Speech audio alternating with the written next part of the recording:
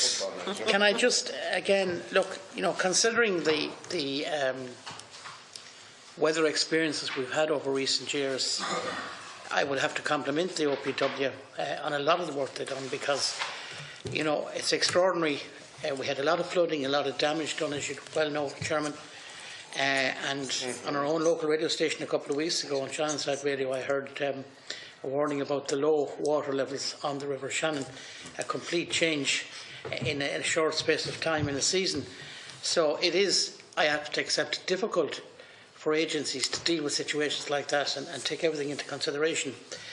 I have a few questions that I'll go through as quickly as possible. First of all, the 1 billion, Maurice, that you referred to, is that ring-fenced for the period of the 10 years? It's a significant amount of money, but is it totally ring-fenced and guaranteed that is there in terms of dealing with what could be emergencies, let's face it, and other areas that need to be dealt with? Secondly, I understood that the government put money into a relocation scheme. Can I ask you if that's correct? How many applications you've got and how many people have been relocated? Again, if you haven't all that information today, I accept, and you can come back to me.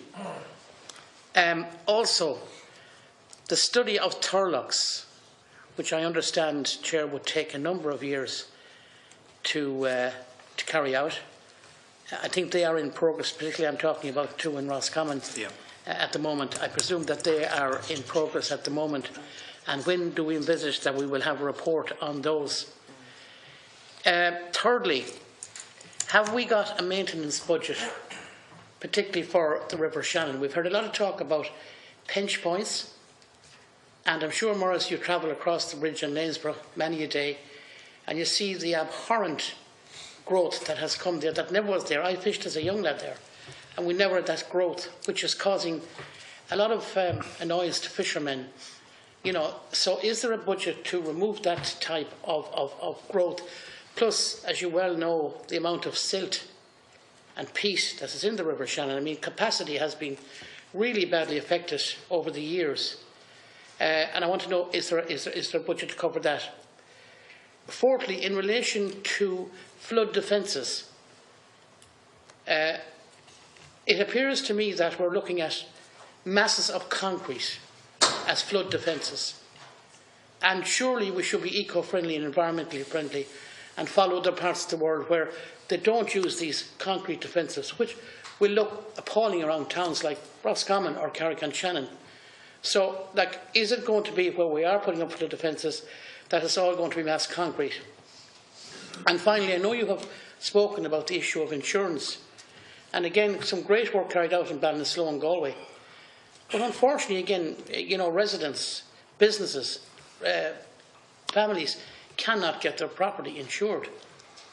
Now again, I appreciate it's not all in your arena, that area, but it is causing a lot of frustration and distress. And finally, I just say, in relation to coastal erosion and coastal damage, is there a budget to deal with that? Because I visited, I'm our party spokesperson on OPW and flood relief, and I did visit Inishowen with that horrendous storm which occurred, and to see the damage that was done there was absolutely shocking. And I know monies are being spent there to rectify a lot of the damage done. So is there part of that budget to deal with coastal damage, coastal erosion? Thank you, Deputy. Okay, thank you very much, Deputy, or Eugene. So I'll deal with a couple of those points myself, and then ask John to come in on the relocation scheme and the insurance question, maybe in the coastal budget, and Mark would be our expert here, so you might be able to comment on the Turlough study and perhaps the concrete defences. But first of all, the budget itself, the €1 billion, it is ring-fenced within the OPW budget for flood relief works. So insofar as the government is in a position to meet the capital programme, which obviously, I mean, there could be a national crisis, but hopefully not, that money is allocated to flood defences, and the emergency response is primarily through local authorities. So that money would be for defence measures, not for emergency response to individual schemes. So that's good news on that. With regard to the River Shannon, there is a Shannon group bring together all the agencies with an interest and with an involvement there in the River Shannon, and there are a number of targeted measures being undertaken at the moment to address specific points along the Shannon, quite a number around Malik, to improve the river flow and capacity, to remove trees and so on. There's no maintenance programme per se, and to do so would involve quite an extensive, perhaps change of legislation and quite a lot of environmental work. So what is happening though is there's two very important studies being undertaken. One is with respect to the Callows region that you'll know very well below Athlone, as regards the possibility, the environmental and economic assessment of the removal of a number of the pinch points there in the Callows region, and could that make sense, and would that be justified? And a second study is being undertaken in the lower Shannon, the old channel of the Shannon, parallel to Ardnacrusha, to assess the hydromorphological, and please don't ask me to spell that word, the hydromorphological impact over the 100 years or so that Ardnacrusha has been in place on the old channel. How has it changed? How will it change in the future? And are there measures maybe that could be initiated to help preserve the capacity of that channel? So there is a lot being done there. John, I might ask you then to come in on the relocation scheme, the stats around that, and insurance and coastal. Okay. We'll come back to you, Deputy, in terms of the detailed statistics and the number of applicants we've processed and the numbers going through the system vis-à-vis the home relocation scheme. So we'll get that back to you. The clerk, and then we'll circulate. Indeed, we will, yeah. Insurance. Sorry, I don't want to be interrupted. Have you any idea if anybody has been relocated offhand? At the moment, nobody's actually been relocated. There are a number going through the actual formal processes as prescribed by the system. Okay. Insurance I spoke about earlier. We have the Memorandum of Understanding with the Insurance Federation. We pass information on, and based on what we provide them, they increase the insurance cover in the areas that we've actually protected. And the more schemes we deliver, okay, the greater the level of insurance provided. Coastal erosion is another issue you raised, Deputy. OPW has, as part of CFRAM, identified 90 coastal communities that potentially will be impacted by coastal flooding.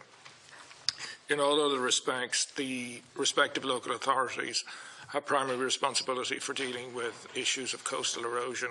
OPW, for its part, will assess applications from funding from respective local authorities. If they identify a need and set out a proposed scheme, it comes to us, we assess it, and we provide the funding to them. A good exemplar would be Portrane, which was impacted significantly by coastal erosion. The local authority, Fingal County Council, engaged consultants, produced a scheme for, in the first instance, interim protection to protect a number of houses at risk. That was submitted to us, and we provided $500,000 in funding to Fingal County Council to start immediate work on the implementation of local coastal defences. I'll pass you over now to my colleague Mark, who will actually talk about the other two issues, specifically the Turloughs and the nature of those defences. Yes, in terms of the Turlough study, this is being undertaken by the GSI with Trinity College Dublin, but in partnership with ourselves. The study is progressing well. Models have been built for quite a large number of Turloughs at this point. I don't have the exact number to hand. I think it's in the order of 40. And there is flood mapping associated with each of the Turloughs due to be produced, I think, this year. And as I understand that the study will be completed next year. In relation to the schemes and the use of mass concrete, while we are looking to protect communities, we would only be doing that in a way that's acceptable to the community. We do undertake quite intensive consultation, and the public consultation days, as a former member here referred to. And we have been looking to build the schemes into the existing urban environment. As I mentioned to Senator O'Sullivan, we are looking also now to be putting a greater emphasis on sort of public realm enhancements and multiple benefits that can be attached to a significant investment like that. Thank you. For example, in Crossmaglen, it was mentioned earlier, we're proposing to bypass 12 kilometres of river, the River Deal, I think, with a channel, so that when there is a flooding event, rather than concrete walls, which wouldn't work in that situation, there's a bypass there. And we mentioned Clonakilty as well, where we're looking to, it's an artificial sort of a flood area, which relates a little bit to your question as well, Senator. But there's no doubt about it, because we're dealing with crisis situations, very serious flood events, it's hard to completely avoid the necessity for concrete walls in some sense. I just want to compliment you on your involvement in the minor work scheme, because that is doing a lot of work and it's avoiding a lot of places and people being flooded, so that's a really good scheme. Thanks very much. Deputy Sherlock.